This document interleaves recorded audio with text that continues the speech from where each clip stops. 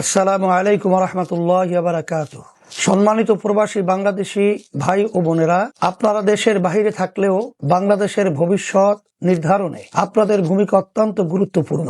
দেশের সকল ক্লান্তি লগ্নে আপনাদের সাহসিকতা ও অবদান আমাদের গভীর কৃতজ্ঞতার সাথে স্মরণ করছি। এবার প্রথম আপনাদের ভোট দেওয়ার সুযোগ এসেছে।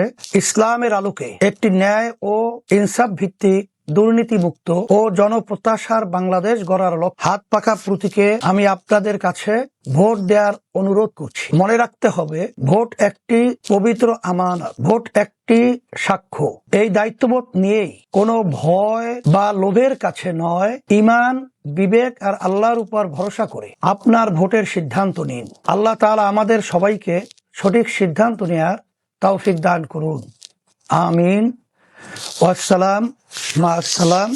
আমরা দোয়া করি এবং আপনাদের কাছে আমরা দোয়া চাই, আল্লাহ যেন আমাদের সকলকে ইসলাম দেশ মানবতার পক্ষে কাজ করার এবং আপনাদেরকে সেই ইসলাম দেশ মানবতার পক্ষে পাশে পাবো এই আশা রেখে আমি আপনাদের সকলের সুস্বাস্থ্য কামনা করে শেষ করছি। আলহামদুলিল্লাহ।